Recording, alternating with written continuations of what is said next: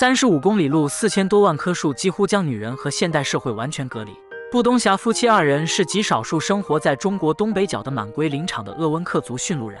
布东峡的驯鹿群有100头，和以往传统的驯鹿人不同，这个鹿群处于半野生半驯化的状态。只有当驯鹿伤了腿或者得了其他无法治愈的病，布东峡才会宰杀驯鹿。鄂温克的意思是住在大山里的人。现在国内的鄂温克族只有3万多人，而且随着时代的发展，越来越多的人开始离开森林，离开驯鹿的现代化生活。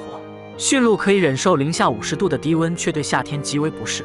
蚊虫叮咬驯鹿的鹿角很容易造成感染，为鹿群点起烟火驱散蚊虫，也就成了布东峡夫妇的重要工作。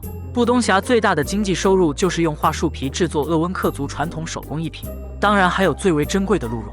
在森林中待了3个月，这次布东峡便要和丈夫一起去卖掉一些工艺品和这对鹿茸。